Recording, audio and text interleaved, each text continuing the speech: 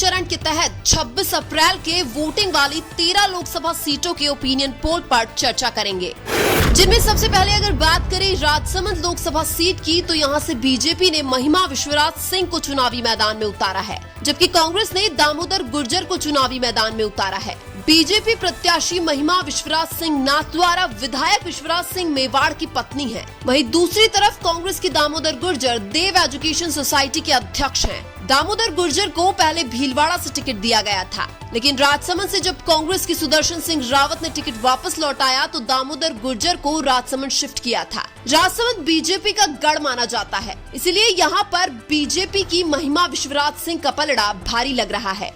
इसके बाद अगर बात करें भीलवाड़ा लोकसभा सीट की, तो यहाँ से बीजेपी ने दामोदर अग्रवाल को चुनावी मैदान में उतारा है, जबकि कांग्रेस ने सीपी जोशी को चुनावी मैदान में उतारा है। पूर्व विधानसभा अध्यक्ष सीपी जोशी भीलवाड़ा से 2009 में भी सांसद बन चुके हैं। भीलवाड़ा में कांग्रेस को पहले कमजोर माना जा रहा था, लेकिन कांग्रेस ने सीपी जोशी के रूप में एक दमदार ब्राह्मण चेहरे को उतारने से यहाँ समीकरण बदलते हुए नजर आ रहे हैं। भीलवाड़ा में सीपी जोशी के चुनावी मैदान में आने से यहाँ पर ब्राह्मण समुदाय के वोट भी कांग्रेस को मिलने की पूरी संभावना है। इसलिए भीलवाड़ा में कांग्रेस के सीपी जोशी और बीजेपी के दामोदर अग्रवाल में कांटे की टक्कर देखने को मिल सकती है।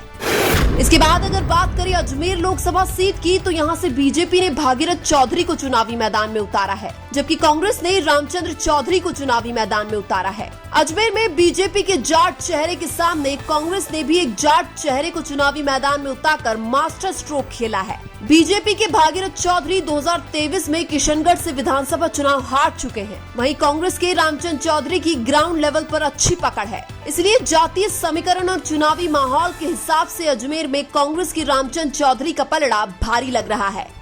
इसके बाद अगर बात करें उदयपुर लोकसभा सीट की, तो यहाँ से बीजेपी ने मन्नालाल रावत को चुनावी मैदान में उतारा है, जबकि कांग्रेस ने ताराचंद मीणा को चुनावी मैदान में उतारा है। उदयपुर की लोकसभा सीट एसटी की रिजर्व सीट है, इसलिए यहाँ पर कांग्रेस बीजेपी से 2 आदिवासी चेहरे आमने सामने चुनाव लड़ रहे हैं। हालांकि यहाँ पर भारत आदिवासी पार्टी ने भी प्रकाश चंद को चुनावी मैदान में उतारा है, लेकिन उदयपुर में आदिवासियों का वोट कांग्रेस को जाने की संभावना है, इसलिए उदयपुर में कांग्रेस के ताराचंद मीणा का पलड़ा भारी लग रहा है। इसके बाद अगर बात करें चित्तौड़गढ़ लोकसभा सीट की, तो यहाँ से बीजेपी ने सीपी जोशी को चुनावी मैदान में उतारा है, जबकि कांग्रेस ने उदयलाल आंजना को चुनावी मैदान में उतारा है। चित्तौड़गढ़ में बीजेपी के सीपी जोशी के साथ भीतरघात हो सकता है। यहाँ पर राजपूत समाज के वोट कांग्रेस को जा सकते हैं। उधर कांग्रेस के उदयलाल आंजना की चित्तौड़गढ़ में अच्छी पकड़ है। 1998 में भी उदयलाल आंजना चित्तौड़गढ़ से सांसद रह चुके हैं। वर्तमान में जातीय समीकरण और चुनावी माहौल के हिसाब से यहाँ पर कांग्रेस के उदयलाल आंजना का पलड़ा भारी लग रहा है। इसके बाद अगर बात करें झालावाड़ 12 लोकसभा सीट की, तो यहाँ से बीजेपी ने दुष्यंत सिंह को चुनावी मैदान में उतारा है, जबकि कांग्रेस ने उर्मिला जैन भाया को चुनावी मैदान में उतारा है। बीजेपी प्रत्याशी दुष्यंत सिंह राजस्थान की पूर्व मुख्यमंत्री वसुंधरा राजे का बेटा है, जबकि कांग्रेस प्रत्याशी उर्मिला जैन भाया कांग्रेस के पूर्व मंत्री प्रमोद जैन भाया की पत्नी है। झालावाड़ 12 में भारतीय जनता पार्टी की अच्छी पकड़ है, इसलिए झालावाड़ 12 में बीजेपी के दुष्यंत सिंह का पलड़ा भारी लग रहा है।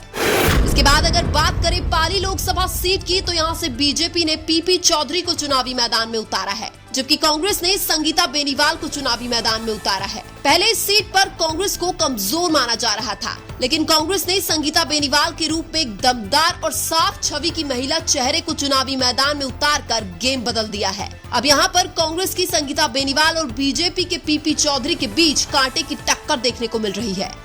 इसके बाद अगर बात करें जालौर सिरोही लोकसभा सीट की, तो यहाँ से बीजेपी ने लूंबाराम चौधरी को चुनावी मैदान में उतारा है, जबकि कांग्रेस ने वैभव गहलोत को चुनावी मैदान में उतारा है। जालौर में कांग्रेस के टिकट पर पूर्व मुख्यमंत्री अशोक गहलोत के बेटे वैभव गहलोत के आने से समीकरण बदलते हुए नजर आ रहे हैं। जालौर में जाटों के वोट लेने के लिए नागौर में हनुमान बेनीवाल के साथ गठबंधन करने में अशोक गहलोत का ही हाथ था। अब जालौर में जातीय समीकरण और चुनावी माहौल के हिसाब से कांग्रेस के वैभव गहलोत का पलड़ा भारी लग रहा है।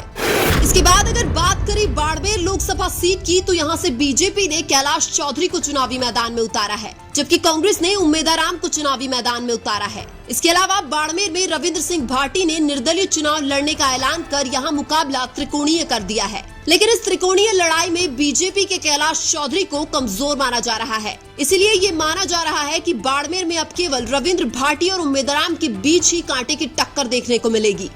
इसके बाद अगर बात करें जोधपुर लोकसभा सीट की, तो यहां से बीजेपी ने गजेंद्र सिंह शेखावत को चुनावी मैदान में उतारा है, जबकि कांग्रेस ने करण सिंह उचियारड़ा को चुनावी मैदान में उतारा है। लेकिन जोधपुर में बीजेपी के ही कार्यकर्ता गजेंद्र सिंह शेखावत के खिलाफ एक माहौल बना दिया है। वहीं कांग्रेस ने जोधपुर में राजपूत चेहरे को उतारकर बीजेपी के केंद्रीय मंत्री की मुश्किलें बढ़ा दी है। कांग्रेस के करण सिंह उचियारड़ा एक दमदार चेहरा है, जिसकी जोधपुर में अच्छी पकड़ है। इसलिए जोधपुर में कांग्रेस के करण सिंह उचियारड़ा का पलड़ा भारी लग रहा है।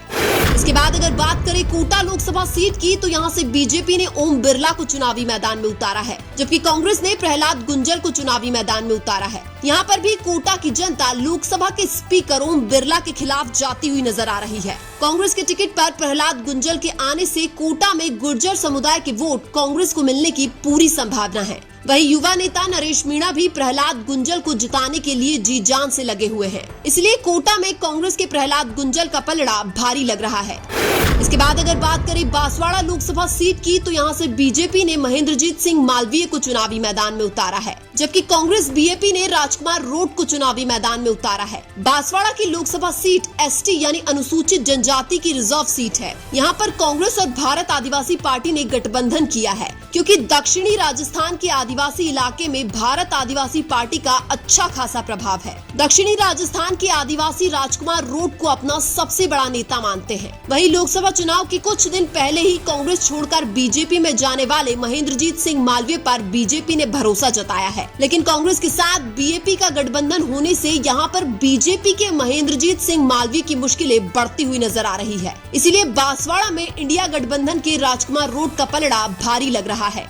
इसके बाद अगर बात करें टोंक सवाई माधोपुर लोकसभा सीट की, तो यहाँ से बीजेपी ने सुखबीर सिंह जौनपुरिया को चुनावी मैदान में उतारा है, जबकि कांग्रेस ने हरीश मीणा को चुनावी मैदान में उतारा है। ये सीट गुर्जर, मीणा और मुस्लिम बाहुल्य वाली सीट मानी जाती है और हरीश मीणा को सचिन पायलट का करीबी नेता माना जाता है। इसलिए टोंक सवाई माधोपुर में गुर्जर समुदाय भी पायलट की वजह से कांग्रेस को वोट कर सकते हैं। दूसरी तरफ मीणा, एससी और मुस्लिम समुदाय के वोट कांग्रेस को जाने की पूरी संभावना है। बीजेपी के सुखबीर सिंह जौनपुरिया के बाहरी उम्मीदवार होने का फायदा भी कांग्रेस के हरीश मीणा को मिल सकता है। कांग्रेस के हरीश मीणा एक वेल एजुकेटेड राजनेता है, जो पूर्व में राजस्थान के पुलिस महानिदेशक भी रह चुके हैं। लेकिन टोंक सवाई माधोपुर में जातीय समीकरण और चुनावी माहौल के हिसाब से कांग्रेस के हरीश मीणा का पलड़ा भारी लग रहा है।